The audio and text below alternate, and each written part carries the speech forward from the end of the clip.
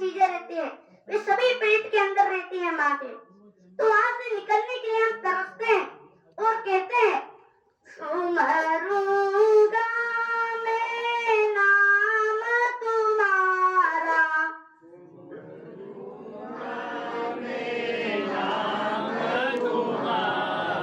यानी कि मैं तुम्हारा नाम सुमरूंगा। तो ये जो कलयुग है इसमें सुमिरन करके या कोई भी मनुष्य पार हो सकता है। तो हम प्रार्थना करते थे, विनती करते थे कि हमें इस पेट से बाहर निकाल दो, हम तुम्हारा ध्यान भजन सुमिरन करेंगे, जिसके लिए तुमने इस शरीर को हमें दिया है तो हम वो कार्य करेंगे। परंतु बाहर आकर हम उस कार्य को करना हमने छोड़ दिया। तो हमें ध्यान भजन सुमिरन करके हम भगवान की प्राप्ति कर सकते हैं। ये रास्ता कौन देते हैं? ये रास्ता देते हैं गुरु।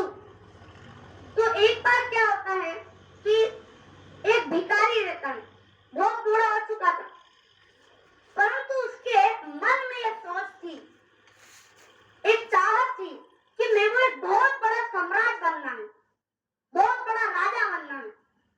तब धन दौलत भी होनी चाहिए उसके पास, फिर उसके लिए जो कलाएं होती है, शस्त्र कला, ये सारी कलाएं भी होनी चाहिए, जो कि उसके पास थी नहीं। तब वो धन इकट्ठा करने के लिए उसके पास एक चादर और एक था उसके पास एक मटका। तो उसने क्या करा कि एक नदी के पास एक जगह ढूंढी, वहां पर चादर अपनी बिछा ली और उसी के ऊपर उसका मटका रख दिया। जो भी वहां आसपास से निकलता तो उससे पैसे मांग लेता था।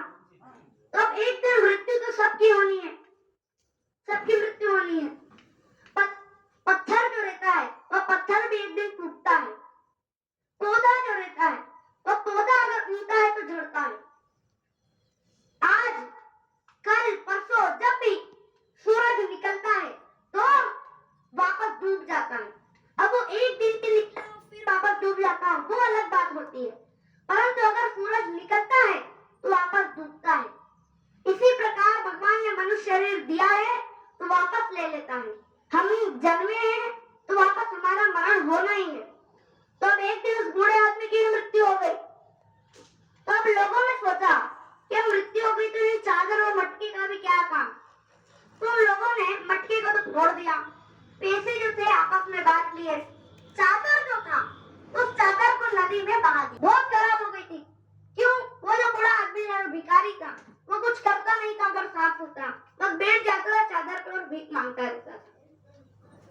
तो क्या करा उन लोगों ने, सोचा कि चलो इसको थोड़ा खोद देते हैं, तो जमीन जब लोग दूसरे आएंगे तो देखेंगे कि ये गांव वाले जो है बहुत साफ सुथरा रखते हैं। तो उसने क्या करा है कि लोगों को बोल दिया कि चलो हम जमीन को खोदते हैं। तो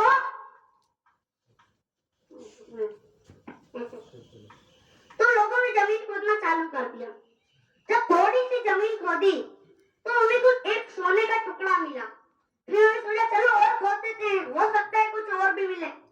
जब उन्होंने और खोदा तो थोड़े और खोदने में उन्हें बहुत बड़ा खजाना मिला।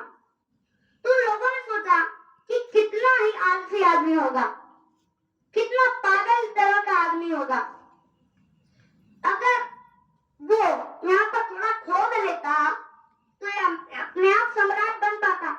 ये तो रोज भीख मांगता था, पर अगर थोड़ी सी मेहनत करके इसको खोद लेता तो इसका सपना पूरा हो जाता।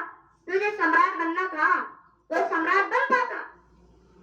तो लोगों ने उसको पागल तो समझ लिया, परंतु सीखने की बात जो है इससे यह है कि जिस प्रकार वो जो सम्राट बनना था जिस भिखारी को, वो सबसे भीख मांगता था, परंतु उसने थोड़ी मेहनत नहीं करी और उस जमीन को खोदा नहीं।